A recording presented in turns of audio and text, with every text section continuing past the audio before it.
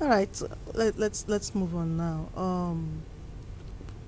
Do you really think, looking at Nollywood today, that we can compete favorably well with the movies now being produced, favorably well with with Hollywood? Because here we talk about there is one that's going to be premiered very soon in the US, a very big one.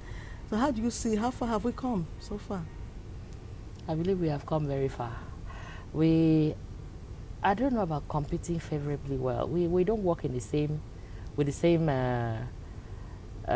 under the same environment. How can you compare a movie that was shot with, say, $100 million to a movie that was shot with 10 million naira? What's the basis for comparison? It is, it is crazy, really, to make such a comparison. How do we shoot here in Nigeria, for example? Investors may be unwilling to invest so much in the Nigerian movie because the structures are not there. If you do not show them in black and white how they are going to get their money back, I wouldn't blame any investor for not investing. So we do not make movies with a budget that they make movies. And in the environment in which they practice, it's more conducive. I'm not giving excuses, but I don't know if we can compete. But I know that a lot of the producers are trying these days, despite the harsh and hostile environment in which we work, they are still trying to make movies that are going for festivals and are winning awards out there. And hopefully, in the near future, I still believe, I may be too optimistic, but I believe in the next 5 years or so, we would make movies that would stand at par with some of our international counterparts. Well, is it really, to a large extent, is it really the money being put into it? Well, that has a lot to say. Or being able to tell your story, especially like we say, the African story is the right way. If this is done appropriately and correctly, well, knowing the harsh conditions in which you work and all of that, don't you think it can give it a lead way to compete very well? It can. Okay, let's take Power, for instance. You're in the middle of a shoot and light keeps going on and off. How do you expect the quality of that movie to be solid? So these are some of the small problems that we have. Yes, we also have our own fault, because really, in telling a story, if you tell the story well and right, yes, it should. But a lot of us are in a hurry to move on to the next project, also because of numbers, because you want to get to the next project, you want to make money, and we don't pay attention to detail. But then again, I still believe that in the right environment, we will definitely compete. And when you are not sure of selling the movies, distribution drives content. Distribution, the structure for distribution is really not there. How many cinemas do we have in the country right now? I think we have only about 15 screens.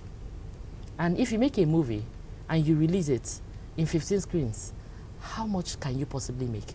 And then the issue of taxes, for the producer, as far as I'm concerned, is almost becoming an endangered species, as far as I'm concerned. Really? Yes. So those are some of the things that really make the production values very, very low. Yes. Okay, let's look at the environment now, where we live. Let's take our own society as a case study. Do you really think Nollywood today is truly mirroring the society, mirroring our present-day society, vis-a-vis, let's say, in the face of insecurity or security or violence that we see all over today? We have been faced with this in recent times now. One would expect, because we talk about this, that's why we say we mirror the society, you mirror the society, and you somehow prefer solutions. There are some movies that have been released, and before you know it, maybe in Western world, you see such happening in the society, and you remember some situations have been likened to some movies released, and they said, okay, we saw this in this movie, and this is what was being preferred as a solution. Could this be a way forward? If we want to take a case study now, like the missing flight Malaysian MH370, when it all happened, most people likened it to a movie that was shot titled Lost. You know, so want to start looking at that in our society. Is Dollywood really looking at this, or maybe something is in the kitty, or is it taking too long, or what could be the problem? I believe that Nollywood mirrors the society. Some of the movies we tell are things that are happening around us. We're telling African stories for Africans, even for Africans in the diaspora, and we're telling human stories, stories that people can relate to. Hollywood tells some of the stories, and but they do a lot of sci-fi as well. A movie like Salt, for instance, is very distant from reality. Of course, We hardly know tell that. those kind of stories. We tell human stories and things that people can identify with. I believe that that's the success of Nollywood, actually. People seeing themselves in some of these movies. When you talk about the issue of security and what's been going on in the country right now, I know some producers may want to produce some movies to that, but one also has to be careful because it's a very delicate issue, and then nobody wants to incite anybody for any trouble. So for now, I don't know if there are producers producing movies concerning the insecurity situation in the country. But of course, you can do that and proffer solution towards in the same movie.